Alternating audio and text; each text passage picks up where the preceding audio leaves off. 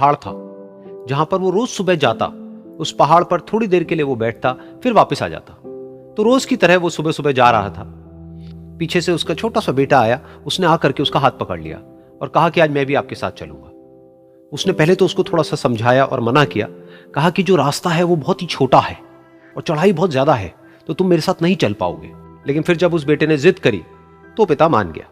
तो दोनों पहाड़ पर चढ़ने लगे। पिता ने बेटे का हाथ कस के पकड़ा हुआ था। लेफ्ट साइड में पहाड़ थे, राइट साइड में खाई थी और रास्ता बहुत ही छोटा था।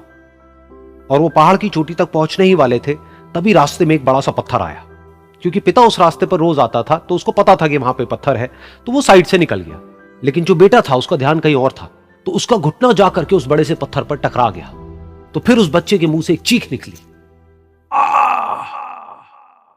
और जैसे ही वो चीखा उसकी आवाज उन पहाड़ों में गूंजने लगी।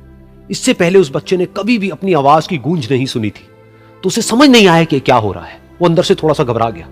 उसे लगा कि शायद कहीं कोई है जो छुप करके उसको देख रहा है और उसका मजाक उड़ा रहा है। फिर उस बच्चे ने बोला, कौन हो तुम? कौन हो तुम? तो जब उस बच्चे ने इस गूंज को सुना, उसे गुस्सा आ गया। उसे लगा कि कौन है ये जो मेरा मजाक उड़ाए चले जा रहा है। फिर उसने गुस्से से कहा, मैं तुम्हें छोड़ूंगा नहीं। और फिर जैसे उसने इस गूंज को सुना वो घबरा गया। उसके पिता समझ गए थे कि क्या हो रहा है। उसने अपने पिता का हाथ कस के पकड़ लिया और उनसे पूछा, कौन है ये जो मुझे इतना तंग कर रहा है? कौन है ये जो मुझे इतना डरा रहा है? तो उसके पिता थोड़ा सा मुस्कुराए और उन्होंने खाई की तरफ देखा और जोर से बोला, मैं तुमसे बहुत प्यार करता हूं। ये सुनकर वो बच्चा हैरान हो गया। उसे समझ नहीं आया कि हो क्या रहा है, कि वही इंसान जो उसका मजाक उड़ा रहा है और उसको तंग कर रहा है, वो उसके पिता को बोल रहा है कि मैं तुमसे बहुत प्यार करता हूं। तो उसके पिता ने अपने बेटे को देखा और वो समझ गए कि उसके मन में क्या चल रहा है। और फिर दोबारा उन्होंने बोला, तुम बहुत अच्छे हो। और ये सुनकर उनका बेटा भी थोड़ा सा मुस्कुराया और पूछा अपने पिता से कि ये क्या हो रहा है। और फिर उसके पिता ने अपने बेटे को समझाया, ये जो आवाज तुम सुन रहे हो ना, ये किसी और की नहीं है, ये तुम्हारी ही आवाज है जो कि पहाड़ों में गूंज रही है और तुम्हें अपनी ही आवाज सुनाई दे रही है। जैसा तुम बोलते हो ठीक वैसा ही तुम्हें सुनाई देता है।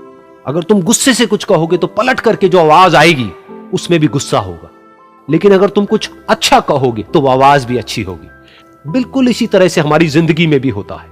जैसा तुम अपने मन में इस जिंदगी के बारे में सोचते हो, ये जिंदगी तुम्हारे लिए बिल्कुल वैसी ही हो जाती है। अगर तुम मन ही मन अपने आप को ये बोलते रहोगे कि मेरी जिंदगी तो बहुत ही बुरी है, तो तुम्हारी जिंदगी सच में बुरी हो जाएगी। और अगर तुम अपनी जिंदगी से प्यार करोगे तो तुम्हारी जिंदगी भी तुमसे प्यार करेगी।